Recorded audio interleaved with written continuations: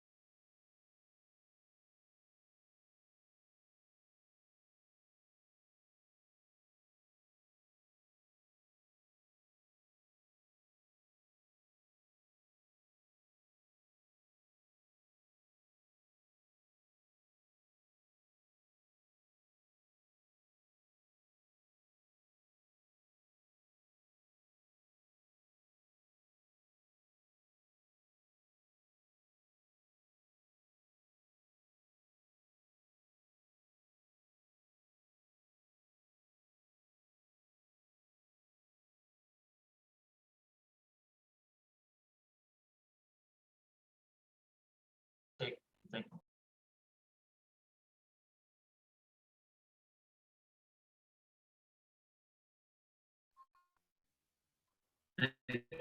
cek, cek.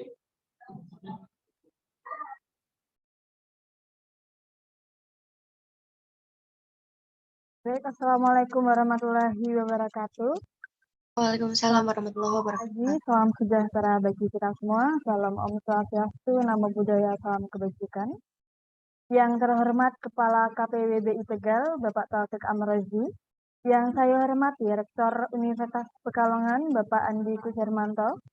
Yang saya hormati Pembina Gendi Tegal, Ibu Aulia Intani.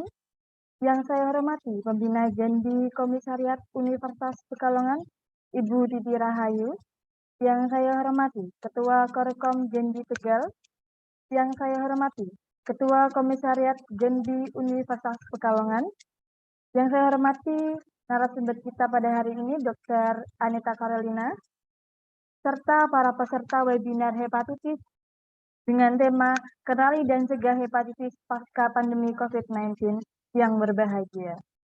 Alhamdulillahirrahmanirrahim, puji syukur kita panjatkan kepada Allah Subhanahu wa Ta'ala yang telah melimpahkan rahmat, taufik, dan hidayahnya kepada kita semua sehingga dapat melaksanakan acara webinar hepatitis 2022 secara online dengan baik. Saya selaku pembawa acara akan membacakan susunan acara pada pagi hari ini. Acara yang pertama menyanyikan lagu kebangsaan Indonesia Raya dan Mars Gendi. Acara yang kedua sambutan-sambutan. Acara yang ketiga doa. Acara yang keempat sesi foto bersama. Acara yang kelima acara inti webinar hepatitis 2022 dan acara yang keenam penutup. Mari kita masuki acara yang pertama menyanyikan lagu kebangsaan Indonesia Raya dan Mars Gendi. Hadirin dimohon untuk mempersiapkan diri.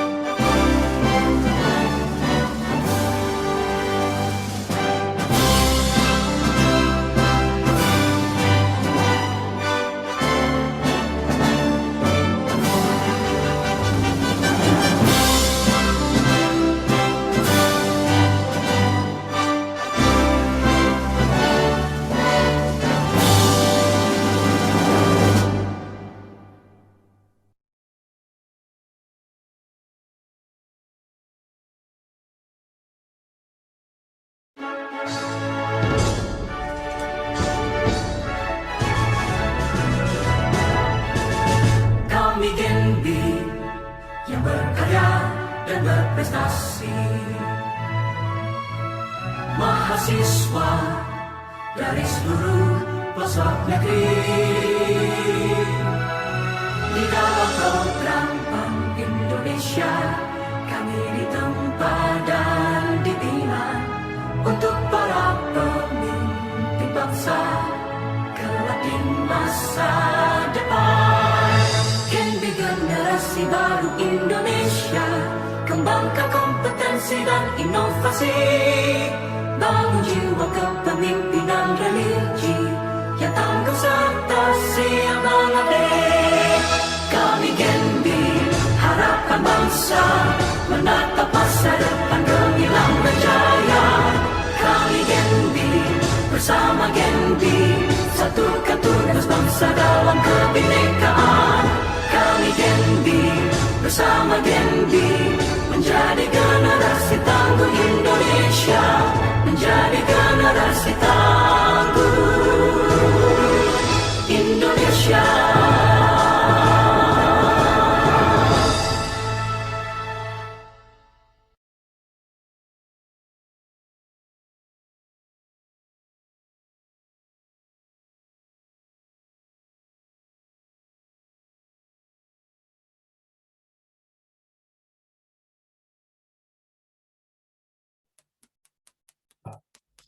Baik, Assalamualaikum warahmatullahi wabarakatuh. Kepada yang terhormat Kepala KPWB Tegal Taufik Amrozi, yang terhormat Rektor Universitas Pekalongan Bapak Andi Kusirmanto, Pembina Genbi Tegal Aulia Intani, kepada yang terhormat Pembina Genbi Universitas Pekalongan yaitu Ibu Titi Rahayu, kemudian yang terhormat Ketua Korkom Genbi Tegal dan seluruh Ketua Komisariat di lingkungan Genbi Tegal, kepada yang terhormat pemateri Dr. Anita Carolina, yang terhormat rekan-rekan panitia webinar hepatitis, dan tak lupa seluruh peserta webinar hepatitis yang saya banggakan. Puji syukur marilah kita panjatkan kepada Allah Subhanahu wa taala yang telah melimpahkan rahmat, taufik serta hidayahnya sehingga pada hari ini kita dapat berkumpul di Zoom meeting ini dalam rangka webinar hepatitis 2022 dengan keadaan sehat walafiat.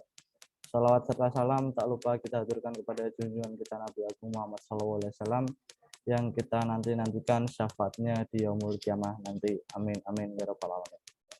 Teman-teman Genbi semua, Genbi yang nama kepanjangannya adalah Generasi Baru Indonesia memiliki kewajiban yaitu menjadi change agent atau agen perubahan dari seluruh lini bidang, terlebih lagi bidang kesehatan. Nah, di Unikal sendiri merupakan kampus yang ada di Pekalongan yang memiliki, dapat diibaratkan bahwa program studi yang ada di Universitas Pekalongan itu kompleks sekali, mulai ada dari ekonomi, dari kesehatan, pendidikan, hukum, farmasi, pertanian, perikanan, bahkan sampai teknik. Jika kita melihat dari hal tersebut, faktor pendorong yang mungkin bisa dijadikan sebagai acuan kita dalam rangka mewujudkan program-program yang bisa membuat agen-agen perubahan itu bisa kita laksanakan. Ketika kita melihat dari tema hari ini yaitu berkaitan sama hepatitis, yaitu dalam lingkup lini kesehatan, kalau dari beberapa artikel menyebutkan bahwa hepatitis ini sudah mulai melanda dunia itu pada tahun 2022, yang mana itu hepatitis yang tidak diketahui penyebabnya. Dan mulai ditemukan kasusnya itu pada bulan Mei 2022 di Indonesia, 1 bulan setelah hal itu melanda dunia. Nah, dalam rangka penanggulangan dan juga pencegahan hepatitis ini, Genbi Tegal Komisariat Universitas Pekalongan, terutama dalam divisi kesehatan, berinisiasi dalam rangka mengadakan kegiatan webinar hepatitis ini guna sebagai pencegahan dan juga pengenalan hepatitis kepada masyarakat luas.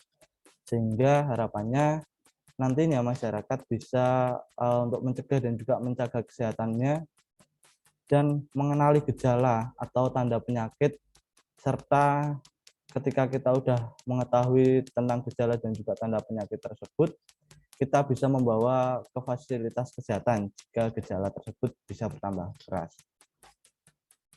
Selain itu, teman-teman semua, kita juga harus berfokus kepada penyakit yang dapat dicegah, terutama kaitan dengan imunisasi kepada anak-anak, karena dengan adanya imunisasi yang lengkap ini, itu bisa menjadi sebuah bekal dasar agar anak-anak itu menjadi generasi masa depan yang sehat dan juga berkualitas. Hal tersebut juga sesuai dengan amanat dari Presiden RI untuk menciptakan SDM yang berkualitas, karena nantinya kita akan menghadapi sebuah bonus demografi yang dimana jumlah penduduk produktif itu akan lebih banyak dibandingkan anak-anak dan lansia. Hal tersebut juga dalam upaya untuk mempersiapkan future leader atau pemimpin-pemimpin yang ada di masa yang akan datang. Terima kasih yang sangat banyak kepada seluruh panitia dan juga pemateri yang sudah berkenan untuk mengisi dan juga sharing-sharing pada kesempatan kali ini. Mungkin akhir kata dari saya, kurang lebihnya mohon maaf. Wallahul muwaffiq ila aqwamit thoriq. Wassalamualaikum warahmatullahi wabarakatuh. Waalaikumsalam warahmatullahi wabarakatuh. Terima kasih atas sambutannya. Sambutan yang kedua, laporan Ketua Pelaksana Webinar Hepatitis 2022 kepada Saudara Hussein Lutfi. Kepadanya kami persilahkan. Assalamualaikum warahmatullahi wabarakatuh. Salam sejahtera bagi kita semua, salam swastiastu, namo buddhaya, salam kebajikan. Selamat pagi yang terhormat Kepala Perwakilan Wilayah Bank Indonesia Tegal, Bapak Taufik Amrozi, yang terhormat Rektor Universitas Pekalongan, Bapak Andiko Hermanto, yang terhormat Pembina Genbi Korkom Tegal Teh Aulia Intani, yang terhormat Pembina Genbi Komisariat Unikal Ibu Titi Rahayu Prasetyani, yang terhormat narasumber dari Dr.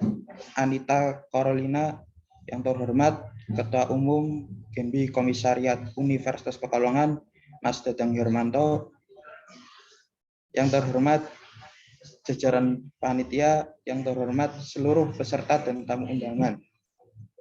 Puji syukur kehadirat Tuhan Yang Maha Esa karena atas rahmat dan hidayahnya sehingga kita bisa bertemu melalui Zoom meeting ini dalam keadaan sehat walafiat.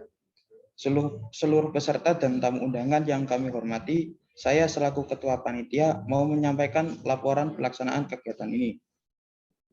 Nama kegiatan ini webinar hepatitis, tema kegiatan kenali dan cegah hepatitis pasca pandemi COVID-19. Tujuan diadakannya webinar ini yang pertama dalam rangka memperingati Hari Hepatitis Sedunia. Yang kedua, meningkatkan pemahaman anggota Genbi Tegal Komisariat Universitas Pekalongan terhadap penyakit hepatitis. Yang ketiga, meningkatkan peran milenial dalam pencegahan hepatitis. Yang keempat, menjadi gerakan di tengah-tengah masyarakat untuk memberantas hepatitis. Waktu dan tempat pelaksanaan hari Kamis tanggal 28 Juli 2022 jam 08.00 waktu Indonesia Barat sampai selesai. Tempat melalui Zoom meeting. Pembicara Dr. Anita Carolina dari RSIA Anissa Cilacap, Klinik Utama Marsha Cilacap. Peserta dalam kegiatan ini seluruh anggota Genbi Tegal Komisariat Universitas Pekalongan dan umum. Saya berharap dengan mengikuti webinar ini secara bersungguh-sungguh agar teman-teman mendapatkan materi yang terbaik. Jangan sungkan-sungkan untuk mencatat poin-poin yang kurang jelas. Silakan nanti tanyakan kepada pemateri pada saat dibukanya sesi tanya jawab oleh moderator. Semoga kegiatan webinar hepatitis ini berjalan dengan lancar dan mendapatkan ridho dari Tuhan Yang Maha Esa. Sekalian pembukaan dalam kegiatan ini, saya resmikan webinar hepatitis tahun 2022, saya resmi dibuka. Semoga kegiatan webinar hepatitis ini berjalan dengan lancar dan mendapatkan ridho Tuhan Yang Maha Esa. Saya mewakili panitia, mohon maaf jika dalam berjalannya acara ini nanti ada hal yang kurang berkenan di hati. Mohon maaf sebesar-besarnya. Wabillahi taufik wal hidayah. Assalamualaikum warahmatullahi wabarakatuh. Waalaikumsalam warahmatullahi wabarakatuh. Terima kasih atas sambutannya. Memasuki acara yang ketiga, yaitu doa.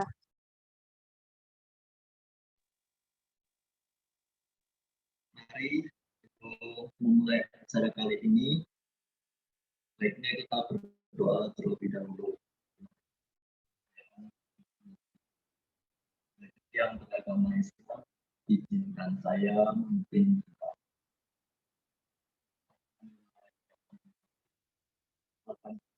Amin. Allahumma shalli ala sayyidina Muhammad wa ala ali sayyidina Muhammad. Ya Allah, yang Maha Pengasih lagi Maha Penyayang. Dan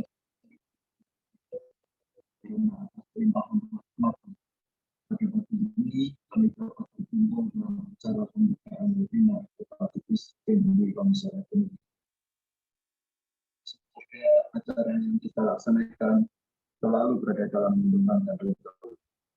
Ya Allah yang Maha Mengetahui dan Maha Bijaksana, karuniakanlah kepada kami ilmu yang bermanfaat dan berikanlah kami kemudahan dan pemahaman selama mengikuti acara ini.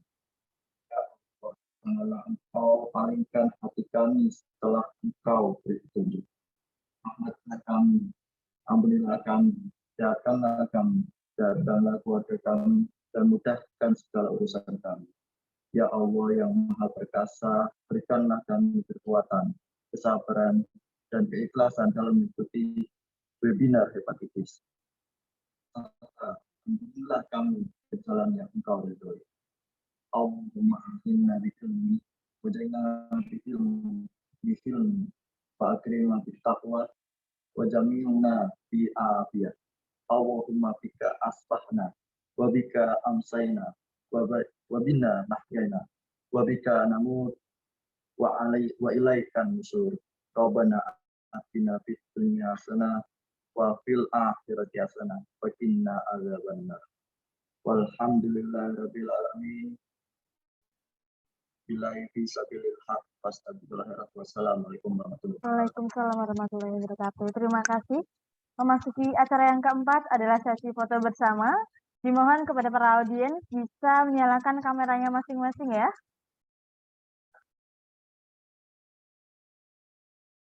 Buat teman-teman bisa yang belum on cam, bisa on cam nih. Kita foto bareng-bareng.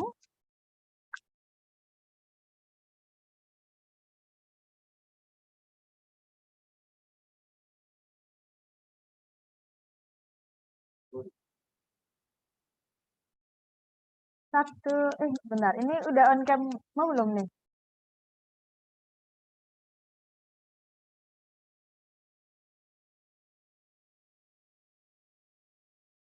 On cam, oke. Kita hitung ya.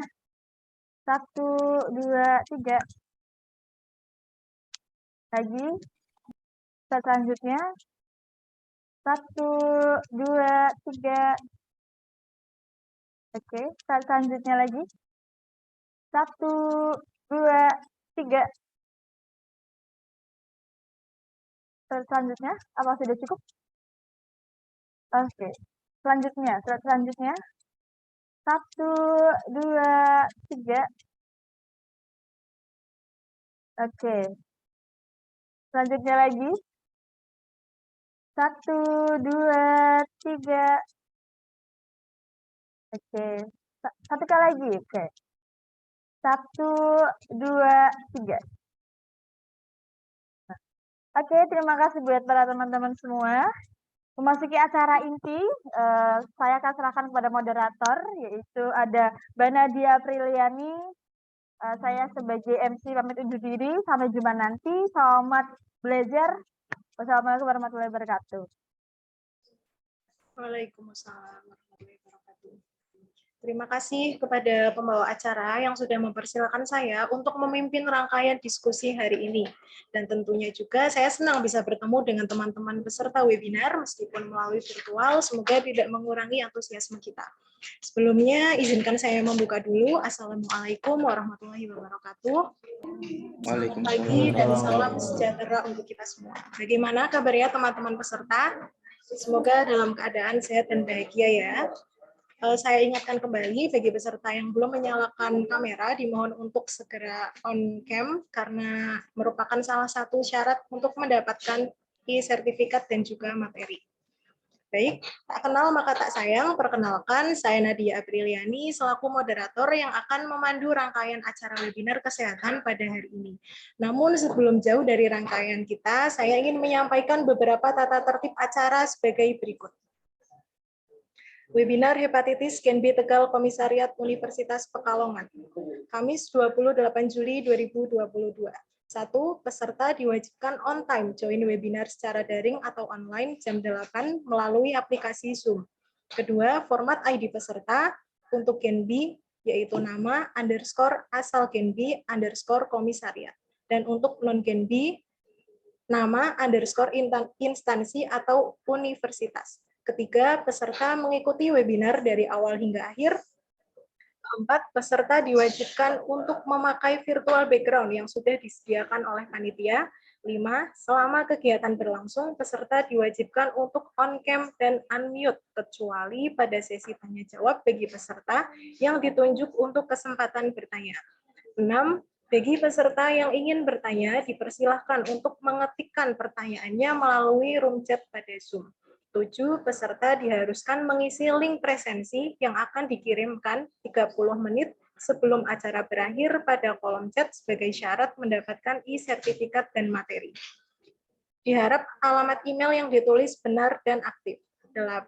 Peserta diharuskan melakukan screenshot keikutsertaan selama kegiatan berlangsung, yang mana akan dijadikan bukti keikutsertaan. 9. Peserta wajib menaati peraturan yang sudah dibuat dan ditetapkan. Baik, teman-teman yang saya banggakan, diskusi kita hari ini sangat menarik karena mengusung tema tentang kenali dan cegah hepatitis pasca pandemi COVID-19, yang mana akan disampaikan oleh narasumber hebat kita. Beliau merupakan dokter di RSIA Anissa Cilacap dan Klinik Utama Marsya Cilacap, yaitu Dr. Anita Carolina. Narasumber yang terhormat dan teman-teman peserta webinar yang saya banggakan, hepatitis merupakan masalah kesehatan masyarakat di negara berkembang di dunia termasuk di Indonesia. Hepatitis adalah penyakit yang ditandai dengan peradangan organ hati. Kondisi ini terjadi karena infeksi virus, kebiasaan minum alkohol, paparan zat beracun, atau obat-obatan tertentu. Adanya penyakit hepatitis ini dapat mengganggu berbagai fungsi tubuh, terutama yang berkaitan dengan metabolisme. Hal ini disebabkan karena hati berperan penting dalam metabolisme tubuh seperti menghasilkan empedu, mengurangi berbagai zat, menetralisir racun, mengaktifkan enzim, dan lain sebagainya. Lalu apa saja faktor penyebabnya, gejala, pengobatan, dan pencegahannya? Pada kesempatan ini semua akan dibahas oleh narasumber kita yang luar biasa yaitu Dr. Anita Carolina. Halo dokter, selamat datang. Bagaimana kabarnya hari ini, Dok? Halo. Ya, udah terdengar suara saya? Iya, terdengar, dokter. Iya, sehat Mbak Nadia. Panggilannya siapa ini? Iya, benar Nadia, dokter. Iya. Iya, baik. Sehat Mbak Nadia. Alhamdulillah, semoga sehat dan bahagia selalu ya, dokter. Baik, teman-teman yang berbahagia, izinkan saya menyampaikan CV singkat dari beliau.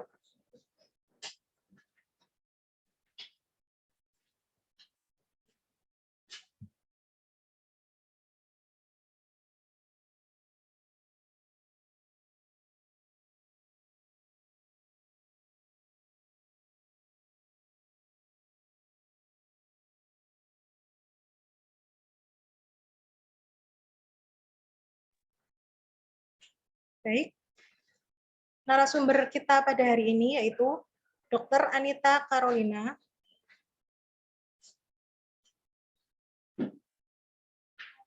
Nggak jelas. Baik, mungkin bisa diperbesar kembali, operator. Ya, baik.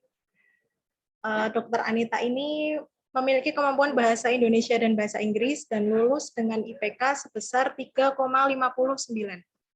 Training atau seminar yang pernah beliau ikuti diantaranya yaitu pelatihan Advanced Cardiac Life Support atau ACLS pada Maret 2022, seminar hybrid dermajamil kelainan kulit non-kosmetik 2022, webinar Manado Surgical Update 2022, seminar and workshop of ECG pada 2021, dan lain sebagainya yang tidak dapat kami sebutkan satu persatu.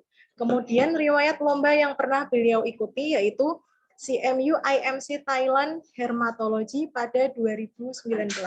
Kemudian pengalaman kerja dari beliau yaitu pernah berkarir di RSUD Salatiga pada 2021 sampai 2022, kemudian di Puskesmas Sidorejo Kidul pada 2021 sampai 2022, di RSU Santa Maria Cilacap 2022, kemudian di RSIA Anissa Cilacap, dan yang terakhir Klinik Utama Mersia Cilacap. Wah, luar biasa sekali, dokter muda dan sangat berprestasi. Itulah CV dari pemateri kita dalam acara webinar kesehatan hari ini. Untuk mengefisienkan waktu, kami persilakan kepada Dr. Anita untuk menyampaikan materinya dengan durasi selama 60 menit. Silakan, Dokter. Baik, terima kasih Mbak Nadia. Sebelumnya untuk perkenalannya, terima kasih saya sudah dikenalkan. Izinkan saya untuk menyapa teman-teman semua. Selamat pagi semuanya. Selamat pagi juga kepada yang terhormat untuk jajaran petinggi dari GENBI Tegal, Universitas Pekalongan, dan juga penyelenggara kenali dan cegah hepatitis pasca pandemi COVID-19. Sebelumnya juga saya berterima kasih banyak karena telah diundang sebagai narasumber pada webinar kali ini, dan juga saya merasa sangat terhormat dapat ikut berpartisipasi sebagai narasumber di sini. Dan juga saya berterima kasih pada panitia yang telah menyelenggarakan acara webinar ini dan juga mempersiapkan dengan sangat baik sehingga pagi ini dapat terlaksana dengan lancar juga suatu halangan apapun. Semuanya sudah mengikuti webinar kali ini. Semoga semua yang hadir pada Zoom meeting hari ini dalam keadaan sehat semua ya. Ada pepatah yang mengatakan kalau tak kenal maka tak sayang. Tadi sudah disampaikan juga oleh Mbak Nadia dengan sangat baik, terima kasih sebelumnya. Saya izin memperkenalkan sedikit, nama saya Dr. Anita Carolina, biasa dipanggil Dr. Anita atau Dr. Tata. Di sini saya lahirnya di Semarang, tapi saya tinggal dan besar di Pemalang. Jadi tetanggaan dengan Pekalongan ya, kurang lebih dekat seperti itu. Kemudian saya alumni dari FK Undip, tadi FK Undip Semarang, dan saat ini bekerja di 3 tempat, seperti yang sudah dijelaskan oleh Mbak Nadia sebelumnya. Kemudian untuk memperingati Hari Hepatitis Sedunia, pagi ini saya akan membawakan materi mengenai hepatitis. Sebenarnya untuk hepatitis sendiri ada berbagai macam jenis dan juga pencegahan dan juga penata laksananya pasti tentu berbeda setiap dari jenis hepatitisnya. Untuk awalnya saya akan share screen ya. Sebentar.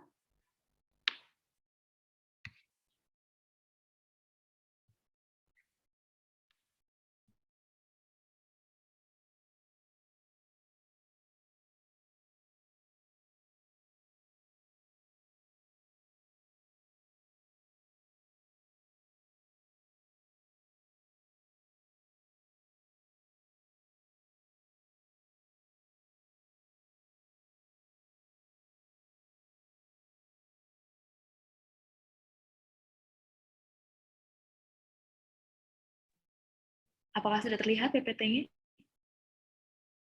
Sudah, Bu. Sudah.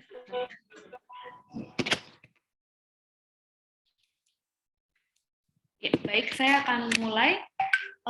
Jadi untuk pertama, Untuk mengetahui hepatitis sendiri itu teman-teman perlu tahu apa itu hepatitis, gimana cara untuk bisa mendeteksi adanya hepatitis, kemudian juga nanti apa saja yang harus dilakukan untuk mencegahnya juga, karena mencegah tentu lebih penting daripada mengobati.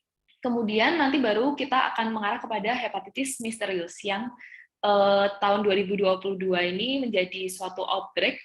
Namun sebelumnya saya akan membahas sedikit mengenai hepatitis yang secara umumnya. Baik.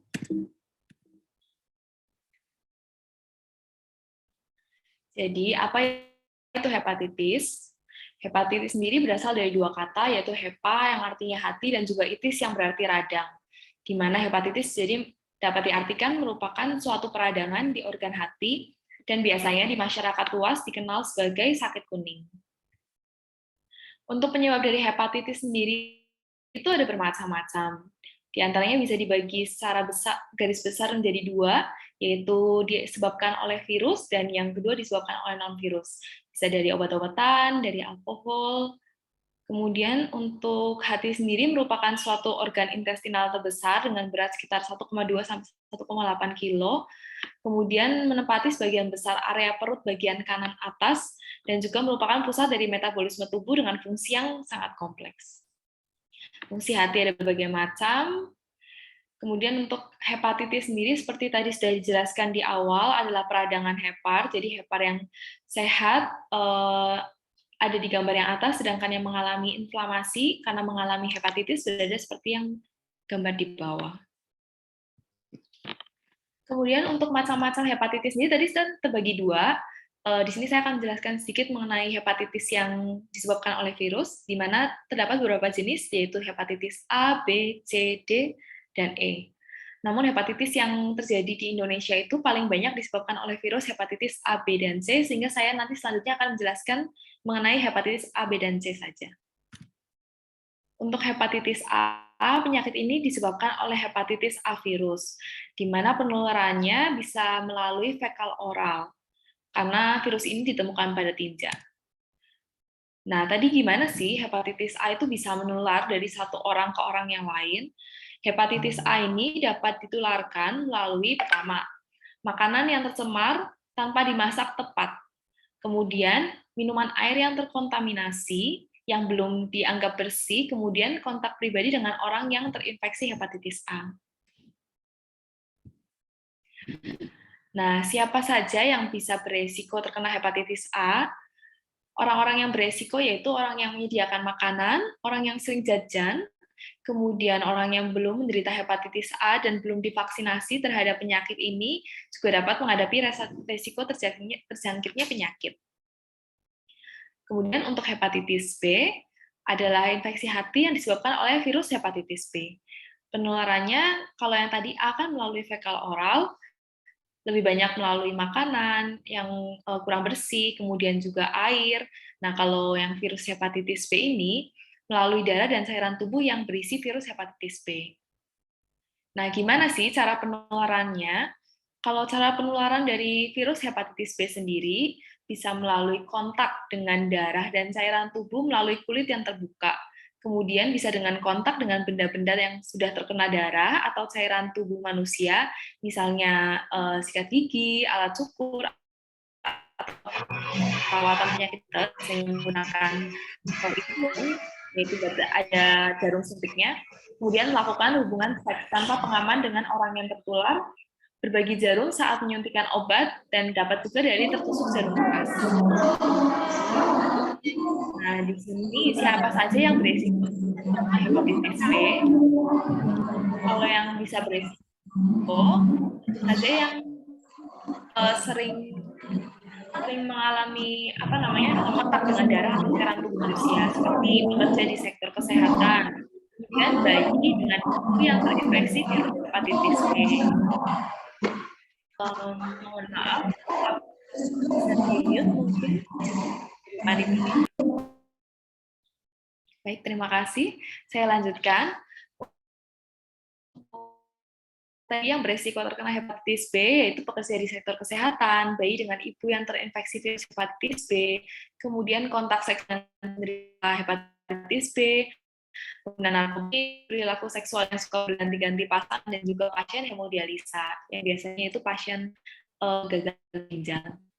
Kemudian, untuk selanjutnya ada hepatitis C, di mana hepatitis C tentu aja radang hati yang disebabkan oleh virus hepatitis C sesuai namanya.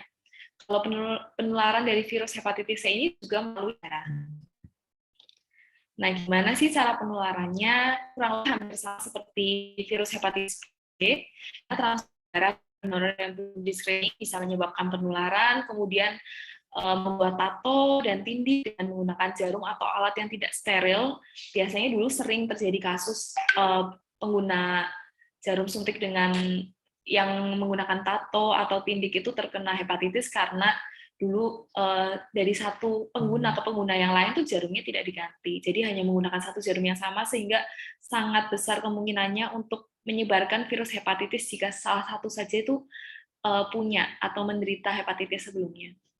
Kemudian berbagi jarum suntik, penggunaan peralatan pribadi bersama dengan orang lain seperti pisau cukur dan sikat gigi yang mempunyai cairan tubuh dari manusia.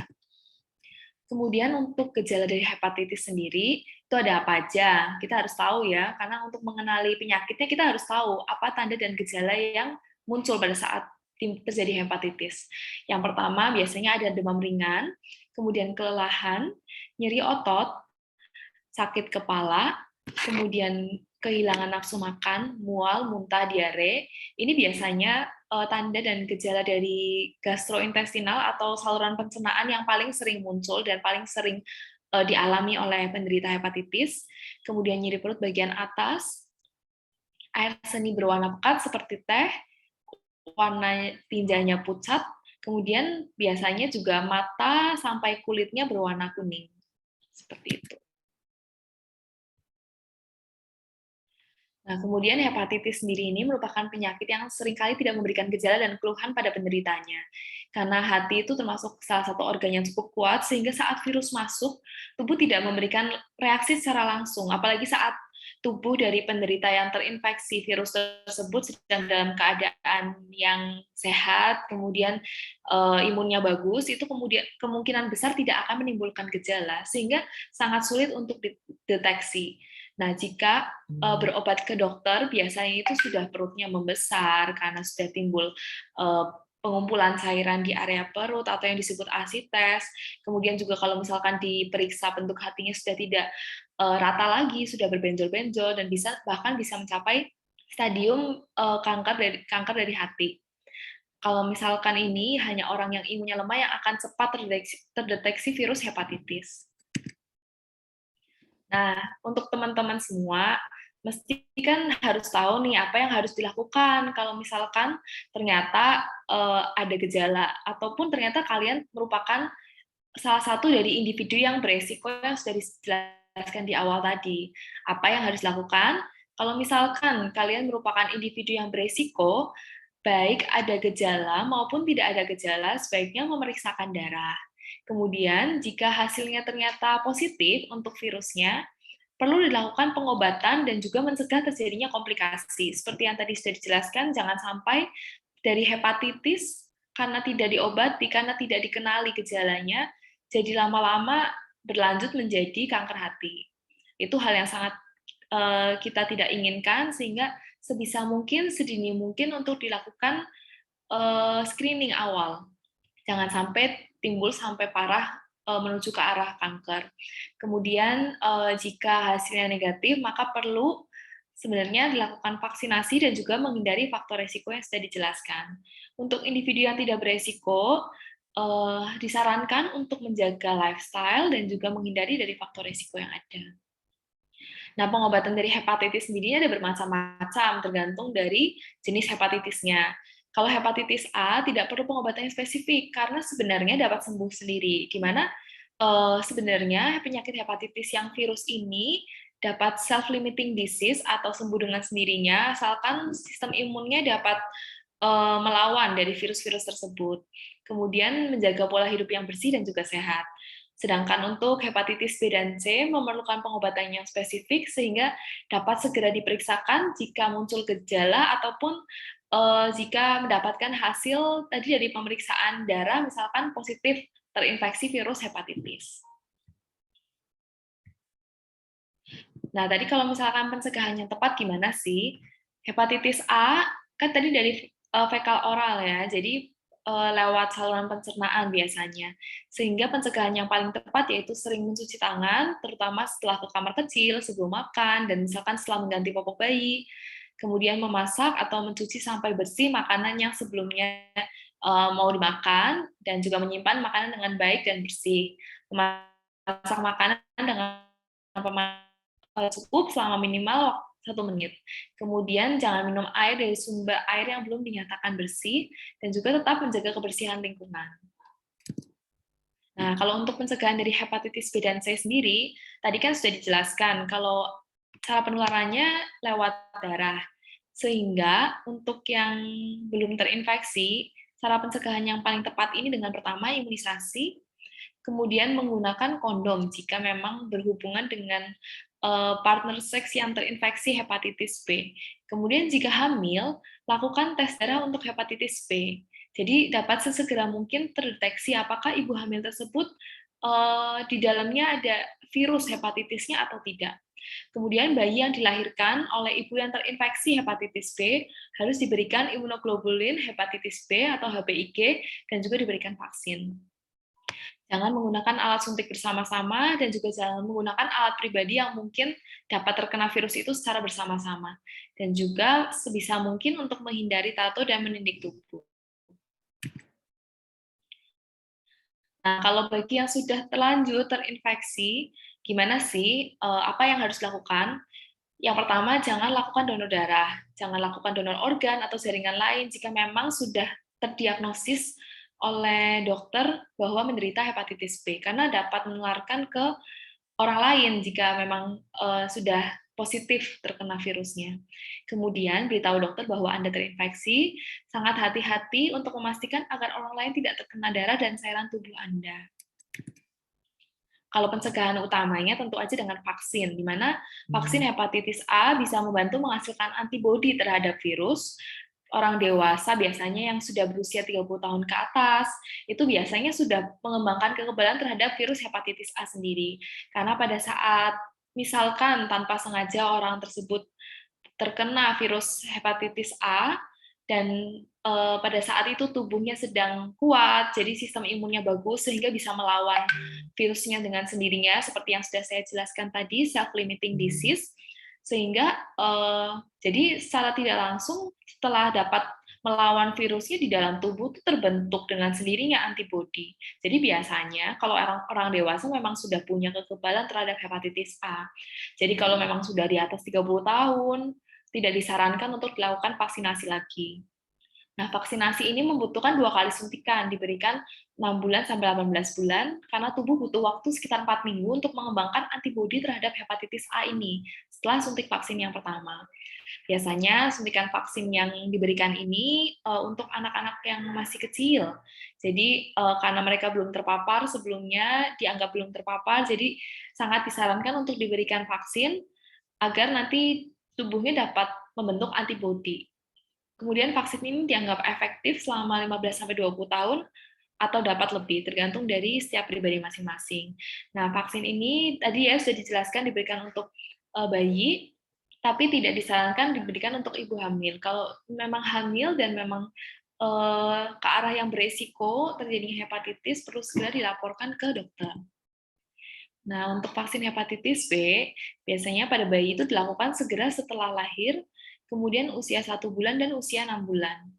Kalau pada kelompok yang beresiko itu perlu juga vaksinasi booster namanya, atau vaksinasi ulangan. Di bulan sama, bulan ke-0, kemudian bulan ke-1 dan bulan ke-6. Biasanya yang sering kelompok beresiko itu disarankan untuk vaksinasi lagi karena memang lebih rentan untuk terkena virus hepatitis tadi ya yang ditularkan lewat darah atau cairan tubuh manusia. Kemudian untuk efektivitas imunisasinya ini kurang lebih sekitar 90-95%. Nah, tadi kan sudah dijelaskan tentang hepatitis yang disebabkan oleh virus. Ada juga hepatitis lainnya, yaitu hepatitis yang disebabkan oleh obat-obatan atau disebut hepatitis imbas obat. Nah, apa itu hepatitis imbas obat? Hepatitis imbas obat merupakan tipe dari kerusakan hati akibat obat yang paling sering dijumpai, karena biasanya rata-rata orang Indonesia suka mengkonsumsi obat-obatan tanpa konsultasi terlebih dahulu ke tenaga kesehatan. Jadi mungkin mereka karena merasa, oh sedang badannya sakit, kemudian minum obat-obatan, kemudian terus-terusan sampai tidak terkontrol, istilahnya seperti itu. Jadi obat-obatan yang memiliki efek merusak hati, itu disebut hepatotoksik. Obat-obatan yang pemakaiannya jangka waktu lama juga bisa. Jadi nanti akan dijelaskan selanjutnya, obat-obatan apa saja nih. Kalau misalkan memang obat-obatan yang memerlukan waktu lama untuk dikonsumsi, seperti obat TB atau tuberkulosis yang biasa disebut di masyarakat itu juga flek paru, biasanya memang membutuhkan waktu pengobatan yang cukup lama, minimal 6 bulan dan bisa lebih dari 6 bulan. Obat-obatan seperti namanya rifampicin, isoniazid, pirazinamid, ethambutol, itu tuh termasuk obat-obatan hepatotoksik. Paracetamol jika penggunaannya tidak terkontrol oleh tenaga medis dan juga terus-menerus, kemudian obat penghilang rasa nyeri, tapi ini jarang, kemudian obat-obatan herbal, terutama obat penurunan berat badan karena dari hepatotoksik itu. Nah, terus yang kedua, kalau misalkan sering mengkonsumsi alkohol, itu disebut hepatitis alkoholik. Biasanya terjadi sekitar 10-30% pada pengkonsumsi alkohol berat sehingga dapat mengalami keadaan ini. Namun tidak semuanya, jadi hanya beberapa persen saja seperti yang tertulis. Jika dibiarkan mengkonsumsi alkohol secara masif atau banyak dan juga dalam jangka waktu yang lama, kemudian tanpa ada pemeriksaan atau dia tidak melakukan screening, dan kemungkinan bisa timbul hepatitis alkoholik ini, maka jika dibiarkan dapat menjadi sirosis hati. Sirosis hati pun dapat berlanjut juga menjadi kanker hati. Jadi memang jika dibiarkan dan tidak ditangani secara tepat, pasti tentunya akan menyebabkan permasalahan yang jauh lebih besar. Sekian untuk yang dari hepatitisnya ini, karena teman-teman sudah tahu intinya hepatitis apa aja nih yang ada di masyarakat. Sekarang saya akan menjelaskan hepatitis yang terjadi di tahun 2022. Sebentar, ganti PPT-nya.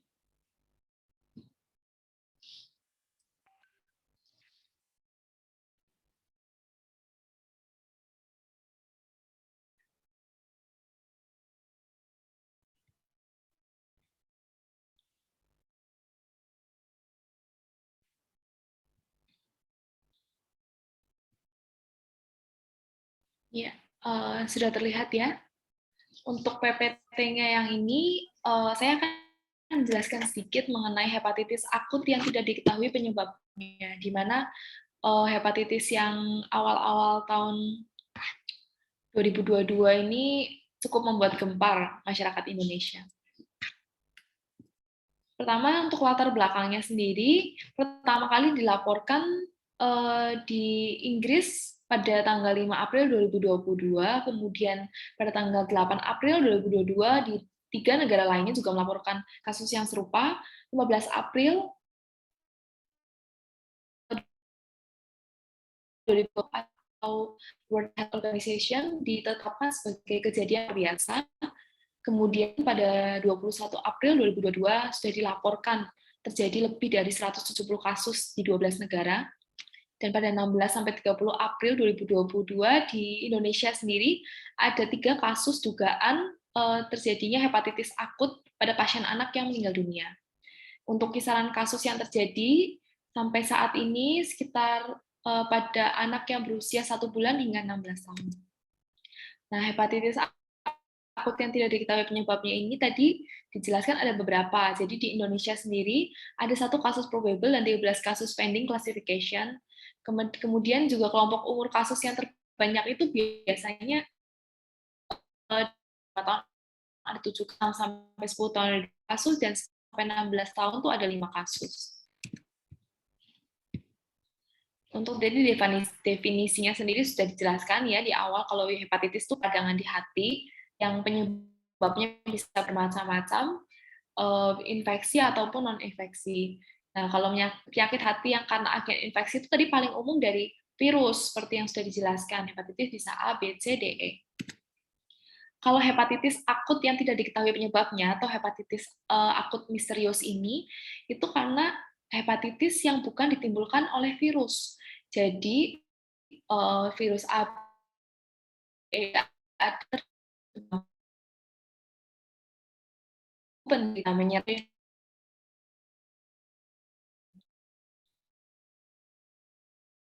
hepatitis itu masih jadi istilahnya masih terus diteliti karena sampai saat ini juga masih ada beberapa kasusnya, namun sudah tidak sefantastis waktu Mei 2022 itu. Jadi ada beberapa hipotesis, istilahnya ada dugaan sementara penyebabnya itu apa aja. Bisa adenovirus biasa, adenovirus varian baru, sindrom post-infeksi SARS-CoV-2, paparan obat atau lingkungan atau toksin, kemudian patogen jenis baru, atau varian baru dari SARS-CoV-2. Jadi masih banyak perdebatan ini mengenai apa kemungkinan penyebabnya dari hepatitis akut misterius. Nah, gejalanya apa aja? Kalau gejala awalnya biasanya ya sama kayak hepatitis yang tadi sudah saya jelaskan. Ada demam ringan, terus gejala saluran pencernaan seperti mual muntah, diare, nyeri otot. Tapi kalau memang sudah sampai lanjut atau sudah lama mungkin menderita hepatitisnya, bisa menjadi sesuatu yang lebih parah lagi, seperti penurunan kesadaran, kemudian bisa sampai kejang. Nah, tadi warna matanya kuning, warna kulitnya kuning, kemudian BAB-nya pucat, dan juga PAK-nya warna teh. Nah, kalau misalkan tadi kan transmisi penularan dari penyakit hepatitisnya ini itu melalui saluran pencernaan dan juga saluran pernafasan. Jadi agak beda dengan hepatitis yang karena infeksi virus tadi. Pencegahannya kalau lewat saluran pencernaan tentu aja rutin cuci tangan dengan sabun, rutin cuci tangan, kemudian tidak bergantian alat makan dengan orang lain, menjaga kebersihan rumah dan lingkungan. Seperti kurang lebih ya kalau untuk mencegah COVID ya juga harus seperti ini, rajin cuci tangan, kemudian menjaga kebersihan. Nah, kalau dari saluran nafasnya mengurangi mobilitas, seperti kita dulu awal-awal pandemi mesti ada pembatasan, istilahnya untuk tidak terlalu sering keluar dari rumah, untuk kemudian webinar work from home, juga sekolah dari rumah, seperti itu. Kemudian juga menggunakan masker jika berpergian, jaga jarak dengan orang lain, tetap social distancing, hindari keramaian ataupun kerumunan. Nah, jadi secara garis besar yang perlu diwaspadai untuk gejala awal seperti diare, mual, muntah, sakit perut, dan dapat disertai dengan demam ringan itu perlu diwaspadai. Jika muncul gejala awal, jangan panik. Segera bawa pasien ke puskesmas atau ke rumah sakit terdekat untuk mendapatkan pertolongan dan pemeriksaan lebih lanjut. Kemudian jangan menunggu muncul gejala lanjutannya, seperti tadi kulit dan mata yang sudah kuning, itu sebenarnya termasuk sudah cukup terlambat karena sudah sampai tahap yang lanjutan. Jadi sebisa mungkin dari awal jika sudah muncul gejala yang mencurigakan, segera dibawa untuk dilakukan pemeriksaan lebih lanjut.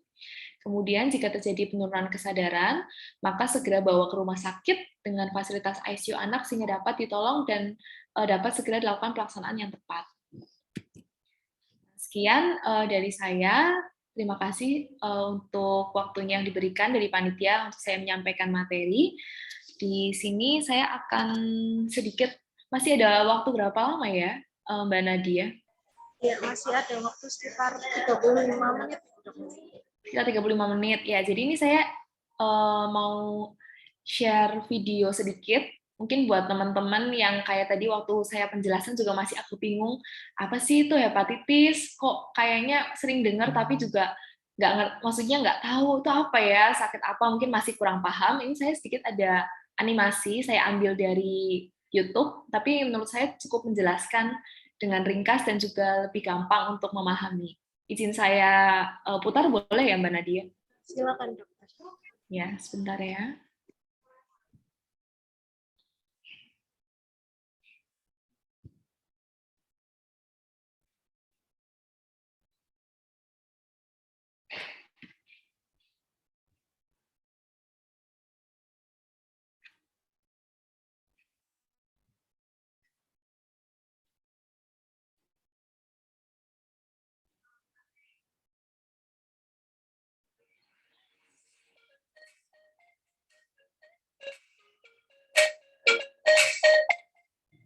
Mohon maaf, suara videonya kedengeran nggak ya?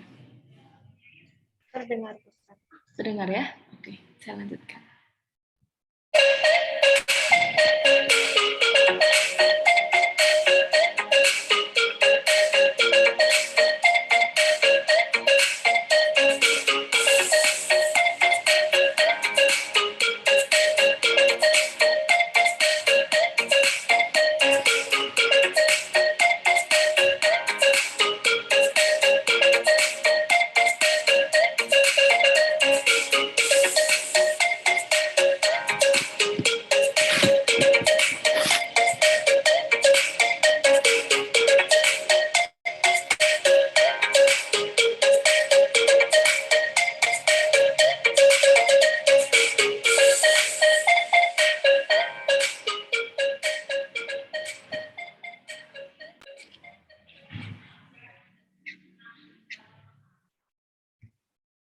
Iya, baik, sudah selesai tadi videonya, sudah dapat diputar juga. Semoga teman-teman semua yang hadir di webinar hepatitis kali ini dapat mengambil intisari dari semua yang sudah saya jelaskan. Semoga juga dapat dimengerti dan dapat bermanfaat dalam istilahnya kehidupan sehari-hari, sehingga dapat mendeteksi secara dini dan tidak sampai berkelanjutan sampai parah, istilahnya sudah bisa mendeteksi dini lah, karena ilmunya pada hari ini sudah didapatkan. Semoga seperti itu harapan saya. Terima kasih, saya kembalikan ke moderator, Nadia. Baik, terima kasih kepada narasumber kita yang sudah memberikan materi dengan sangat menarik dan bermanfaat pada hari ini. Oke, tiba saatnya kita memasuki sesi diskusi. Pada sesi diskusi ini, kami akan buka dalam satu termin yang berisi 3 penanya, dan masing-masing berdurasi selama 10 menit. Kemudian akan kami ambil 2 penanya terbaik untuk mendapatkan gift berupa e-money untuk peserta yang beruntung. Bagi peserta yang ingin mengajukan pertanyaannya, bisa mengetik di room chat untuk nanti saya bacakan.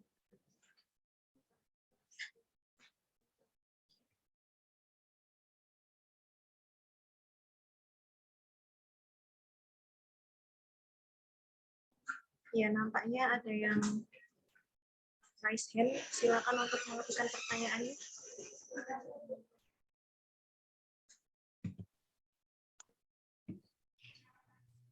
Perkenalkan, nama saya Mary Mersita dari Universitas Pekalongan. Bu Dr. Anita, izin bertanya. Tadi kan dijelaskan bahwa salah satu gejala penyakit hepatitis adalah berwarna kuning kulit dan mata. Pertanyaannya adalah, kenapa kok bisa sih Bu penyakit hepatitis itu memiliki gejala yang tidak dimiliki oleh penyakit lain, yaitu berwarna kuning? Terima kasih. Baik, terima kasih kepada Iya, Saudari Mary. Mary Mersit, Iya. ya. Dipersilakan untuk Dr. Anita untuk menjawab pertanyaannya. Ini langsung saya jawab setiap pertanyaan, berarti gitu ya? Iya, Dokter. Ya, oke, terima kasih banyak untuk pertanyaannya. Jadi tadi kan pertanyaannya, kenapa kok bisa muncul kuning? Ada matanya kuning, kemudian juga kuning, seperti itu. Jadi sebenarnya untuk penyakit hepatitis sendiri memang sering dikenal sakit kuning, karena gejala yang sangat terlihat terutama yaitu pertama kali kalau kok kulitnya kuning, matanya kuning, kenapa nih gitu. Kalau dari penyebab terjadinya warna kuning itu sendiri karena ada yang namanya bilirubin. Jadi di dalam tubuh ini bilirubin itu adalah suatu istilahnya apa ya, zat yang dikeluarkan oleh hepar atau hati tadi yang digunakan untuk mewarnai urin, kemudian juga mewarnai feses, kemudian juga untuk lainnya bisa ada manfaat fungsi lainnya. Nah, tapi kalau pada saat terjadinya hepatitis nih, atau sebenarnya semua penyakit hati yang bisa dari hepatitis, tadi sirosis hati, itu semua karena menyerang dari heparnya sendiri, dia akan menyebabkan gangguan pada pembentukan dari bilirubin itu sendiri. Gangguannya karena heparnya atau hatinya tadi tidak bisa memproses dengan baik, sehingga nanti bilirubinnya akan dapat tersebar melalui sistem peredaran darah di seluruh tubuh. Nah, bilirubin ini yang menyebabkan warna kuning karena menyebar di seluruh tubuh melalui darah, sehingga dapat secara perlahan-lahan semakin lama itu menyebabkan penumpukan bilirubin yang sangat banyak dan menyebabkan warna kuning. Awalnya, kalau misalkan masih istilahnya hepatitisnya nggak terlalu parah nih, baru sebentar doang, sistem tubuh penderitanya masih kuat, itu biasanya yang paling awal terkena itu adalah mata dulu. Jadi sebelum kulitnya kuning, kalau misalkan memang masih awal, itu yang akan berwarna kuning matanya dulu. Kenapa? Karena mata itu lebih gampang untuk menyerap zat warna sehingga akan terlihat lebih kuning akan terlihat kuningnya duluan dibanding kulit. Kemudian nanti baru diikuti makin lama kulitnya juga makin menguning. Jadi sebenarnya kalau misalkan kulitnya sudah sampai kuning itu tuh udah tandanya udah parah. Udah bisa dilihat lah, oh berarti ini udah lama nih menderita hepatitisnya, seperti itu. Jadi ya memang kalau misalkan tadi ditanya itu kenapa, karena ada tadi namanya yang bilirubin itu di dalam hati yang tidak terproses dengan baik dan jadi tersebar di peredaran darah seperti itu. Kemudian sebenarnya untuk untuk gejala kuning ini sendiri itu bukan cuma dari sakit hepar aja ya, atau maksudnya sakit di organ hati. Kalau misalkan terjadinya kayak istilahnya biasanya sering disebut hemolitik atau hemolisis, jadi kayak pemecahan sel darah merah di dalam tubuh oleh sebab apapun, itu tuh juga nanti ujung-ujungnya akan menyebabkan terjadinya kuning di badan, karena pemecahan itu juga nanti ada zat yang bikin membuat warna kuning di dalam tubuh. Tapi memang sebagian besar dan sering kali yang menyebabkan dari warna kuning di mata dan juga kulit itu memang cenderung mayoritas adalah dari organ hati. Jadi penyebabnya karena masalah di organ hati. Seperti itu. Apakah sudah terjawab? Sudah terjawab, Bu. Terima kasih banyak. Iya, terima kasih banyak, Mbak Mary. Baik, terima kasih kepada Dr. Anita yang sudah berkenan menjawab pertanyaan dari saudari Mary Mersita. Jadi kenapa hepatitis ini punya gejala yang berbeda, yaitu berwarna kuning seperti itu ya, karena di dalam hati ini memiliki yang namanya bilirubin seperti itu, yang apabila bilirubin ini tidak terproses secara baik, maka akan menyebar ke dalam tubuh melalui aliran darah dan menyebabkan tubuh menjadi berwarna kekuningan tadi. Seperti itu ya Mbak Mary Mersita, semoga menambah ilmu dan wawasan kita semua. Kemudian datang pertanyaan dari kolom chat ini. Pertanyaan dari saudari Hikmah Rohmawati dari Poltekkes Kemenkes Semarang. Izin bertanya, tadi dijelaskan bahwa hepatitis menular melalui cairan. Lalu bagaimana cara pencegahan penularan hepatitis dari ibu kepada bayi yang akan dilahirkan? Sementara dalam persalinan pasti bayi akan bercampur dengan darah dan air ketuban. Terima kasih. Dipersilakan kepada Dr. Anita untuk menjawab pertanyaannya. Baik, terima kasih untuk pertanyaannya dari Mbak Hikmah Rohmawati. Jadi kalau tadi kan memang sudah dijelaskan kalau penularan dari ibu ke anak itu bisa terjadi. Makanya kalau misalkan memang ibunya terdeteksi menderita hepatitis B, pada saat anak tersebut dilahirkan, akan langsung diberikan tadi imunoglobulin hepatitis B atau HBIG, di mana tujuannya hepatitis B imunoglobulin ini tuh diberikan untuk melawan dari virus-virus hepatitis yang mungkin ditularkan ke anaknya, seperti itu. Jadi kan memang pada saat dilahirkan bayi tersebut belum punya antibodi apa-apa, belum punya sistem imun untuk melawan si virus ini karena belum mengenali ini virus apa sih, ini cara melawannya gimana sih itu belum tahu. Nah, makanya langsung diberikan tadi HBIG pada saat bayinya tersebut lahir, sehingga akan menciptakan munculnya imunoglobulin atau antibodi di tubuh yang akan melawan virus yang ditularkan melalui sang ibu. Seperti itu. Apakah sudah menjawab?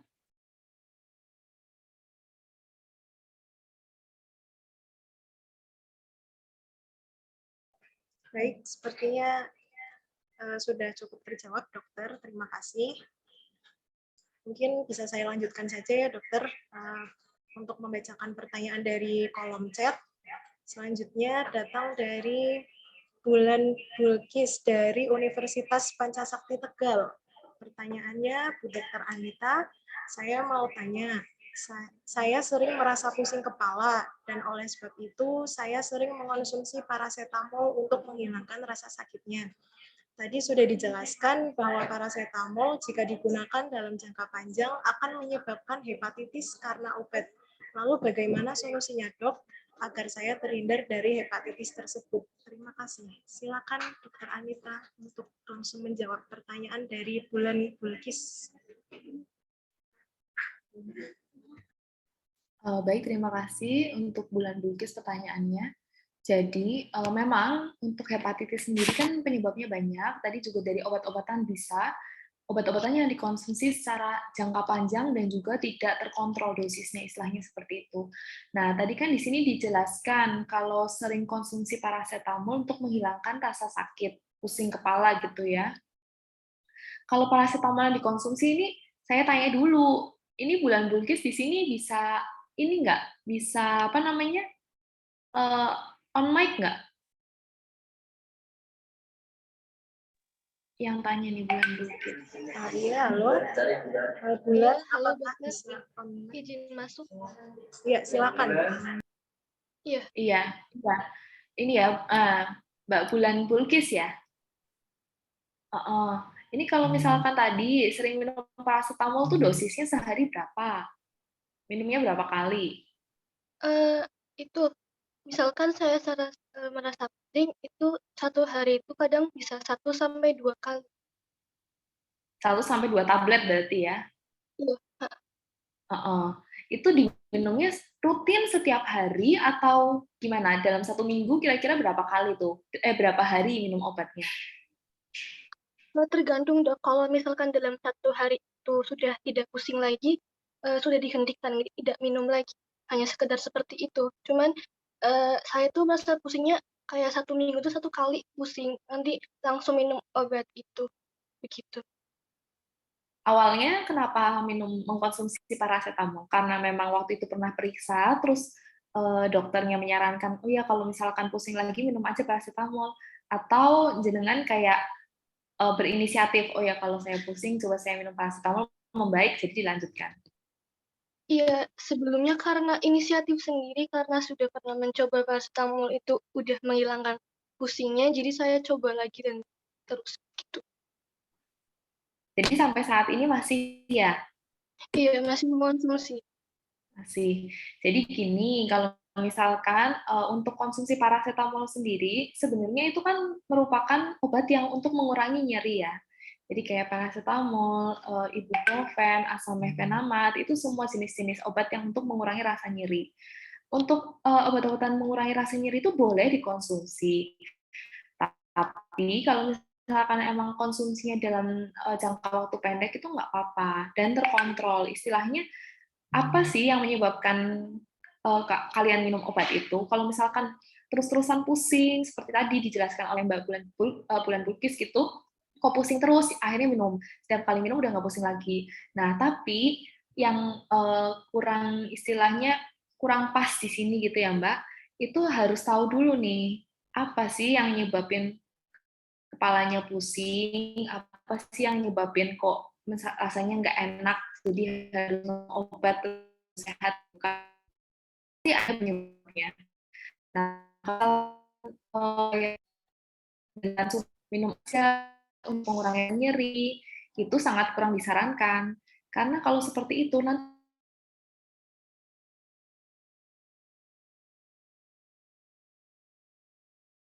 nggak diselesaikan juga sama aja. gitu. Pasti akan pusing-pusing terus, minum paracetamol terus, seperti itu.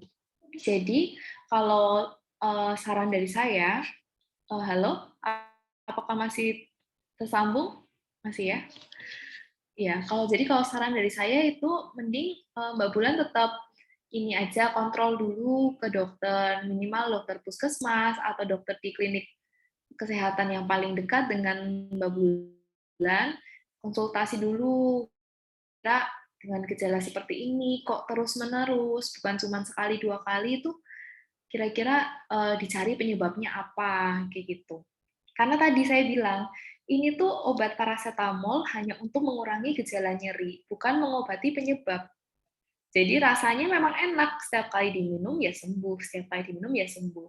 Tapi itu bukan apa istilahnya, bukan terapi yang tepat seperti itu.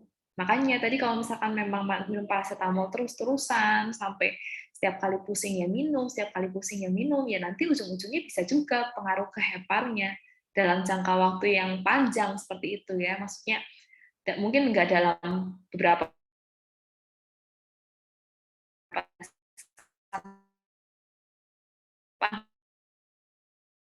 jadi kan bentuk dilakukan istilahnya jangan sampai terjadi seperti ya diobatin gejalanya pusing pakai paracetamol tuh nanti nggak akan membaik karena penyebabnya nggak tahu apa nih gitu, penyebabnya juga nggak diobatin, ya udah nanti berlanjut terus kayak gitu, kayak lingkaran setan istilahnya, minum obat baikan, udah nanti sakit lagi minum obat lagi, kan nanti nggak ada putusnya gitu. Jadi saran saya gitu sih, kalau misalkan memang tadi keluhannya tuh minum paracetamol terus tiap pusing. Gitu Mbak Bulan. Kira-kira masih ada yang ingin ditanyain atau masih kurang jelas?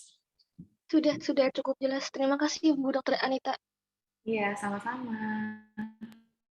Terima kasih kepada Saudari Bulan yang sudah mengajukan pertanyaan dan juga Dokter Anita yang sudah menjawabnya. Ini juga merupakan kesempatan ini ya teman-teman untuk berkonsultasi langsung dengan expertnya. Silakan kalau ada yang punya keluhan-keluhan ini bisa curhat langsung di sini gratis ya mumpung ada kesempatan. Ya baik mungkin saya lanjut lagi ya. Ya mau. Ya saya lanjut pertanyaan dari Hidayatullah dari Universitas Pekalongan. Ya, izin bertanya Bu Dokter. Tadi kalau tidak salah lihat di bagian hepatitis A, orang yang suka jajan itu berisiko terkena hepatitis A. Nah, saya termasuk orang yang suka jajan, Bu. Ada tidak tips memilih jajan sehat yang ada di pinggir jalan? Ini memang kebiasaan anak muda ini, Bu, suka jajan. Mungkin ada tips-tips tertentu untuk memilih jajan yang sehat di pinggir jalan. Silakan Dokter Anita. Oh, baik, terima kasih untuk pertanyaannya dari Hidayatullah. Sangat relate dengan anak-anak muda di Indonesia gitu ya Mbak ya. Ya kalau misalkan sebenarnya kan tadi penyebaran dari virus hepatitis A sendiri bisa dari fekal oral atau dari makanan dan minuman. Udah benar ini. Nah terus habis itu kan sering nih kalau memang kita jajan, biasanya jajanannya di pinggir jalan yang mungkin pakainya gerobak atau pakainya kayak kaki lima gitu ya. Nah, itu tuh gimana sih cara memilih jajanan yang sehat gitu? Kalau untuk memilih jajanan yang sehat sendiri sebenarnya cukup tricky ya. Istilahnya susah-susah gampang. Kenapa? Karena sebenarnya jajanan yang sehat itu kan kita harusnya tahu proses masaknya gimana, ya kan? Proses pemilihan bahan makanannya gimana, cara habis itu diberikan atau diolahnya gimana lah. Kalau misalkan beli di pinggir jalan gitu, bahkan untuk beli di tempat-tempat makan lain yang restoran atau warung tempat makan gitu, kita kan nggak tahu nih proses masaknya, pemilihan bahan makanannya gimana. Jadi kalau tips yang paling pas untuk memilih jajanan yang sehat, yang bersih, jadi kemungkinan untuk bisa menyebarkan misalkan muncul hepatitisnya itu sangat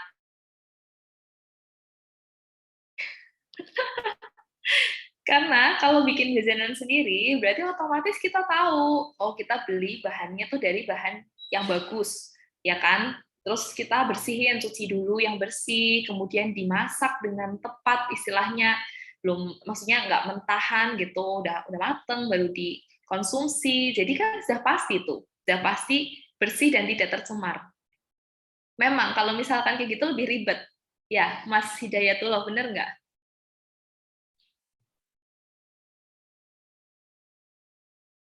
Belum diambil ya, kayaknya iya kan, kalau kayak gitu pasti lebih ribet, tapi jadi lebih sehat karena kemungkinan untuk tercemarnya sangat kecil. Nah kalau tadi bilang nih, ada juga ya kayak apa, melenceng dari tema, untuk kegelisahannya apakah makanan seblak aman untuk dimakan. Ya kalau misalkan makanan seblak aman dimakan ya sebenarnya aman-aman aja, asalkan ya, karena ada tapinya ini, kalau misalkan seblaknya itu ya sudah dapat dinilai kalau misalkan masaknya itu benar, kayak di tempat-tempat yang sudah terpercaya mungkin di mana gitu. Atau kalau misalkan memang masak sendiri juga bisa lihat resep-resep dari internet, dari YouTube kan banyak ya, kalau ada waktu gitu. Nah, kalau misalkan seblak itu malah biasanya apa sih, karena pedes nggak sih? Karena pedes, nah itu biasanya malah cenderungnya lebih ke nanti kena saluran pencernaan juga, tapi bukan ke hepan, tapi lebih seringnya ke lambung.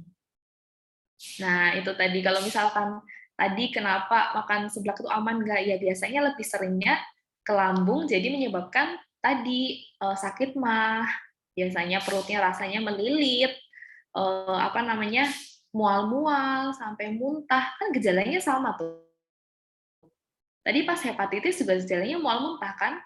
Nah, tapi itu kan disebabkan oleh infeksi di hepar. Lah kalau ini biasanya lebih sering karena peningkatan dari asam lambung di lambungnya itu sendiri atau peningkatan HCl di lambung.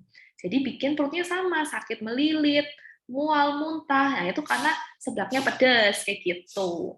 Nah, tapi kalau tadi bersih nggak bersihnya ya berarti tergantung, harus bisa melihat dari tempatnya. Kalau misalkan memang sudah terpercaya ya dengan harapan memang tidak tercemar, boleh aja dibeli.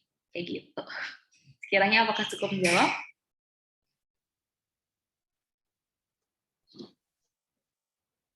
Sepertinya sudah ya. Ya, baik. Sepertinya sudah terjawab ya, Mas Hidayatullah. Terima kasih Dokter Anita yang sudah berkenan menjawab pertanyaan dari peserta. Tak terasa ternyata sudah 4 penanya. Melihat antusias dari teman-teman ini, kiranya boleh ditambah 1 penanya lagi nggak nih, Dok? Kalau waktunya masih ada dari panitia, boleh ya, nggak apa-apa. Oke, kita tambah 1 penanya lagi dari Nur Adila, Genpi Riau, Komisariat. Ya, pertanyaan dari Nur Adila dari Genpi Riau, Komisariat Politeknik Negeri Bengkalis. Izin bertanya, Dokter. Ciri-ciri orang yang menderita sakit hepatitis, salah satunya dijelaskan Dokter Anita tadi, diantaranya demam, hilang nafsu makan, rasa mual, rasa sakit perut, diare, warna kekuningan pada mata dan kulit. Pertanyaannya, bagaimana jika gejala yang tidak kita tahu seperti kita sehat-sehat saja, dan cara melakukan pencegahan penyakit hepatitisnya. Sekian, terima kasih. Ya, dipersilakan bagi Dokter Anita untuk menjawab.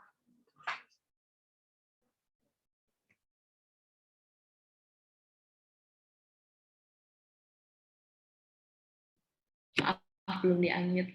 Ini tadi dari Mbak Nur Adila ya. Coba saya sambil buka PPT-nya lagi boleh? Biar jelasnya lebih gampang ya. Sebentar, yang tadi saya buka lagi. Jadi memang tadi kan sudah dijelaskan juga kalau untuk apa tadi, hepatitis sendiri kan cenderung tidak menimbulkan gejala di sebagian besar orang ya. Jadi itu memang pertama harus dikenali dulu nih. Tadi siapa, Mbak Nur, itu termasuk di golongan yang orang-orang beresiko apa enggak gitu. Saya buka dulu biar lebih gampang.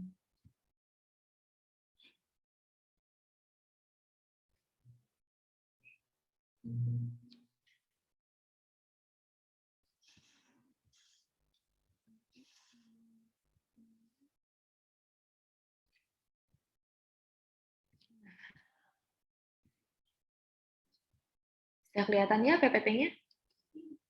Sudah, Dokter. Nah, ini. Nah, tadi kan dijelaskan nih, apa yang harus dilakukan kalau misalkan tuh kok gejala muntah, kuning, kayak gitu. Tapi takutnya nih, aduh aku kena nggak ya hepatitis karena nggak ada gejala, ngertinya nggak kena, padahal nggak tahu ada virusnya apa enggak gitu kan. Jadi apa nih yang harus dilakukan? Pertama, harus mengenali dulu kalian sendiri itu, teman-teman itu, termasuk di mana? Di kelompok individu yang beresiko kah? Atau yang tidak beresiko? Gitu. Jadi kalau misalkan ternyata teman-teman itu ada di dalam kelompok individu yang beresiko, seperti yang tadi sudah dijelaskan di depan, tergantung kalau misalkan hepatitis A berarti yang berhubungan dengan makanan, kemudian kalau yang hepatitis B dan C berarti yang pekerjaan berhubungan dengan darah dan juga cairan tubuh. Nah, itu individu beresiko berarti cek ada gejala apa nggak ada gejala sih. Nah, tadi kalau nggak ada gejala, berarti harus apa? Dicek darah. Gitu. Dicek darah. Biasanya kalau misalkan dicek tuh, ada nggak sih HBsAg-nya yang terdeteksi di dalam darah? Ada nggak sih virus hepatitis A-nya yang ada di dalam darah, hepatitis C, kayak gitu. Kalau ternyata ada, berarti harus langsung segera diobati dan juga mencegah komplikasinya. Kalau nggak ada tanda nih, maksudnya nggak ada tanda, terus juga dicek nggak ada virus yang di dalam tubuh, berarti harus dilakukan vaksin dan juga menghindari dari faktor risiko yang sudah disebutkan tadi. Gitu. Nah, kalau misalkan untuk individu yang nggak beresiko, tadi bukan pekerja yang berhubungan dengan darah, tidak sering melakukan kontak dengan cairan tubuh manusia, kemudian juga tidak tadi pekerjaan yang bukan berhubungan dengan makanan tadi ya, penyedia makanan dan lain-lain gitu, berarti kan individu tidak beresiko nih gitu. Kayak misalkan cuma kerja di kantor, kerja akuntansi atau jadi hakim kan nggak ada hubungannya tuh sama darah, sama cairan tubuh manusia ataupun makanan. Berarti masuknya kemana? Individu tidak beresiko. Nah, kalau begitu yang perlu dilakukan itu tetap menjaga lifestyle aja. Jadi tetap harus makan makanan yang bersih, minum minuman yang tidak tercemar, yang bersih. Kemudian tadi menghindari kalau misalkan nggak perlu-perlu banget ya nggak usah lah buat tato. Ngapain buat tato gitu kan, malah resiko. Atau misalkan nggak usah lah suntik-suntik apa gitu kan, suntik obat atau suntik narkoba ya pokoknya gitu-gitu malah menimbulkan kemungkinan terjadinya hepatitis. Atau bisa juga tadi kan dilakukan kalau bisa juga tertular kalau ternyata melakukan hubungan seks yang berganti-ganti pasangan. Itu kan juga nggak bagus. Nggak boleh juga kan. Nah, itu jadi intinya harus menjaga lifestyle aja dan menghindari faktor-faktor risiko. Itu sudah cukup. Lebih dari itu tuh, di luar itu sudah istilahnya ini aja yang perlu dipegang untuk kalau misalkan takut gitu, ini gimana ya, kira-kira ada nggak ya virusnya, kok aku nggak ada gejala ya, ini tadi ngeliat dari sini aja. Kira-kira kalian masuk yang mana dulu, yang lagi beresiko apa yang nggak beresiko, gitu. Kira-kira menjawab apa enggak? Nanti saya bagi ininya, PPT-nya kalau misalkan perlu, sama videonya. Baik, mungkin kiranya cukup ya Mbak Nur Adila. Semoga sudah terjawab apa yang disampaikan oleh Dr. Anita. Nah, mungkin cukup sesi diskusi tanya jawab kita. Terima kasih kepada Dr. Anita yang sudah berkenan menjawab pertanyaan dari peserta. Kemudian saat yang kita tunggu-tunggu nih ya teman-teman, sebelum saya tutup acaranya, izinkan saya mengumumkan 2 penanya terbaik yang masing-masing akan mendapatkan hadiah dari kami. Yang pertama, selamat kepada Saudari Hikmah Rohmawati dari Poltekkes Kemenkes Semarang. Dan yang kedua, selamat kepada Bulan Bulkis dari UPS Tegal. Kita kasih tepuk tangan yang meriah secara virtual buat mereka. Untuk peserta yang beruntung, 2 orang tadi selesai acara dimohon untuk menghubungi panitia ya. Terima kasih kepada Dr. Anita. Mungkin ini tiba saatnya dan saya persilakan kepada dokter untuk menyampaikan closing statement-nya. Oh, baik. Jadi terima kasih banyak. Ini sudah diberikan waktu yang cukup lama bisa ngobrol di sini ya. Istilahnya saya bukan memberikan materi sih, lebih ke sharing aja, sharing ilmu. Jadi dari saya menyampaikan, dari para peserta webinar juga bisa menyampaikan apa yang ingin ditanyakan atau juga masih bingung, istilahnya gitu. Jadi lebih ke sesi sharing aja. Jadi untuk hepatitis sendiri, tadi sudah dijelaskan ya, memang hepatitis itu istilahnya penyakit yang susah-susah gampang. Jadi kadang-kadang karena nggak ada gejala, ya udah, oh nggak apa-apa gitu. Tapi ternyata kalau misalkan untuk orang yang memang imunnya lagi turun, kemudian juga tadi mungkin sudah sangat-sangat lama menderita, tapi tidak diobati. Karena saya pernah menemukan orang yang badannya sudah kuning, tapi nggak tahu itu sakit apa. Jadi diem aja sampai datang ke saya karena batuk-batuk. Kan nggak ada hubungannya kan? Tapi karena akhirnya datang terdeteksi, oh ternyata dia punya nih keluhan hepatitis. Jadi harus segera diperiksakan, harus segera ditangani. Lah itu yang paling penting, jangan sampai ke arah sana. Jadi sebelum terlambat, lebih baik dilakukan pencegahan dan juga mendeteksi secara dini apa sih yang tadi tanda-tanda dan gejala dari hepatitis sendiri. Jadi yang paling penting itu kemudian tetap jaga kesehatan dari semua peserta juga, karena memang sekarang masanya pandemi ya, masa-masa pandemi COVID ini sakitnya udah macam-macam, dari yang virus pertama, kemudian udah sampai mutasi lagi virus lainnya sampai menyebabkan hepatitis yang misterius kemarin itu. Nah, itu kan memang harus waspada ya, setiap orang juga menjaga dirinya masing-masing, sehingga sebisa mungkin tetap sehat, dan juga tujuannya biar tidak, istilahnya biar tetap sehat kayak gitu. Jadi untuk dari saya sendiri, yang paling penting teman-teman semua tadi bisa menangkap intinya dari yang saya jelaskan, saya sharing, dan semoga bermanfaat untuk semuanya, bisa diambil yang baik-baiknya. Saya mohon maaf kalau misalkan dalam pemberian materi ataupun dalam sesi tanya-jawab sampai saat ini ada kurang-kurang, ada salah kata, atau yang kurang berkenan di hati teman-teman peserta webinar semua. Saya mohon maaf. Dan juga sekali lagi terima kasih banyak untuk kepada panitia dari penyelenggara webinar hepatitis ini, dan juga dari Genbi Tegal Universitas Pekalongan yang sudah dengan sangat baik menyediakan platform ya ini, sehingga menyebabkan masyarakat yang mungkin belum tahu tentang hepatitis bisa tercerahkan di webinar kali ini. Dan sudah mengundang saya di sini, saya berterima kasih banyak dan saya merasa terhormat. Sekiranya cukup dari saya, terima kasih. Kembali ke Mbak Nadia. Baik, terima kasih kepada Dr. Anita. Luar biasa sekali ya teman-teman apa yang sudah dipaparkan oleh beliau. Saya ingatkan kembali kepada peserta untuk mengisi presensi kedua yang sudah dibagikan melalui room chat. Baik, dari apa yang beliau sampaikan hari ini bisa kita simpulkan beberapa hal. Yang pertama, bahwa hepatitis ini merupakan peradangan pada organ hati atau biasa disebut sakit kuning yang dapat disebabkan oleh virus atau non-virus. Kemudian hepatitis yang banyak terjadi di Indonesia ini meliputi hepatitis A, B, dan C. Kemudian pengobatan hepatitis ini bermacam-macam tergantung dengan jenisnya. Dan yang keempat, pencegahan utama yaitu dengan vaksin untuk menghasilkan antibodi atau kekebalan terhadap virus hepatitis. Kemudian hepatitis akut yang tidak diketahui penyebabnya bukan berasal dari virus hepatitis A, B, C, D maupun E. Dan pada hepatitis akut ini menyerang kebanyakan pada anak usia di bawah 16 tahun. Transmisi penularan penyakit hepatitis akut diduga melalui saluran pencernaan dan saluran pernafasan. Baik, karena dirasa cukup sesi diskusi bersama pembicara, maka pada kesempatan ini saya sebagai moderator mengucapkan terima kasih kepada Dr. Anita yang sudah menyampaikan materi dengan begitu baik, dan juga saya apresiasi kepada teman-teman yang sudah menyimak dengan antusias dari awal hingga akhir. Terbang ke Cikini, pulangnya membeli bubur ketan. Cukup sekian untuk hari ini. Sampai bertemu di lain kesempatan. Saya Nadia sebagai moderator pamit undur diri. Adapun berikutnya, saya serahkan ke pembawa acara untuk melanjutkan rangkaian acara hari ini.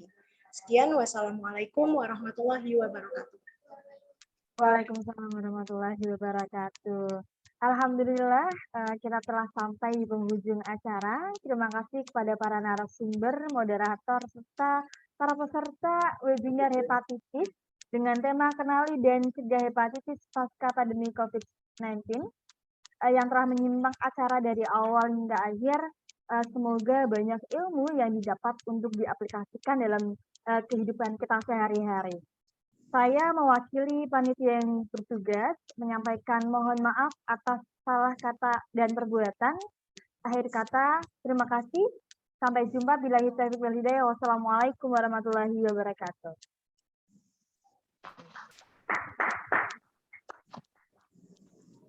Sampai jumpa.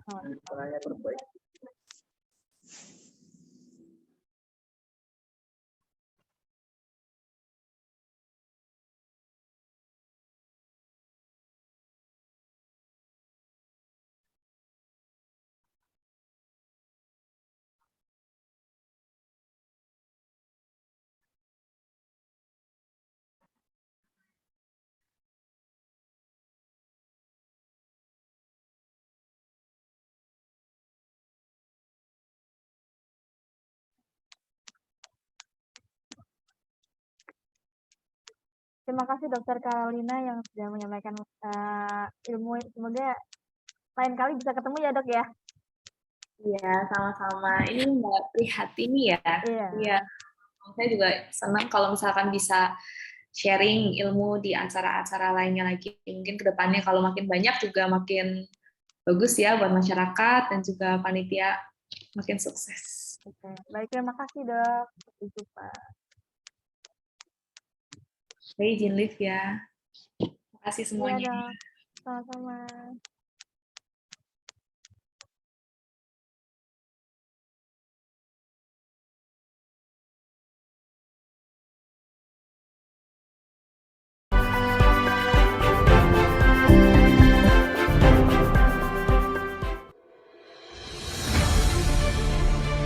Arah mata angin telah membawa diriku sampai ke Pekalongan.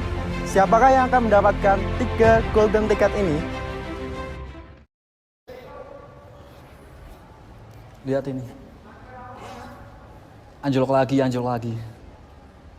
Bagaimana perusahaan ini dan negara Indonesia ini bakal maju kalau keadaannya kayak gini terus? Anjlok lagi, anjlok lagi. Apa ini? Wah, boleh juga nih.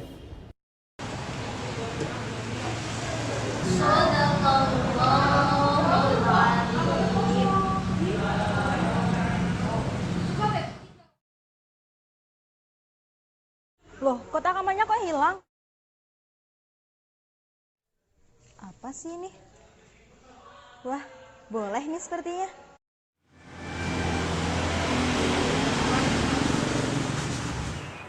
Aduh, ini kok beda ya?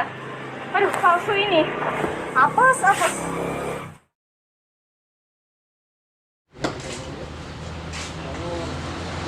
Apa nih? Boleh juga. Selamat datang kawan-kawanku semua. Saya dari Generasi Baru Indonesia akan membantu permasalahan kalian. Saya ingin perusahaan saya maju dan negara Indonesia tumbuh. Mudah saja untuk kamu. Yang pertama harus pelajari literasi keuangan, kemudian kamu harus jadi investor di negeri sendiri, kemudian cintai produk-produk dalam negeri. Terus saya kasih buku pegangan ini agar kamu bisa lebih memahaminya. Kotak amal yang sedang hilang, Mas. Gampang, solusinya kamu cukup pakai kris. Saya ditipu menggunakan uang palsu, sangat sulit membedakannya. Oke, gampang. Untuk membedakan antara uang palsu dan uang asli, cukup lakukan 3D. Dilihat, diraba, dan diterawang. Sekarang pulanglah kalian dan jadi solusi untuk perubahan Indonesia. Jadi gini, mulai sekarang semua karyawan harus mencintai produk Indonesia. Bijaklah dalam mengelola keuangan, mulailah investasi untuk menjadi investor dalam negeri.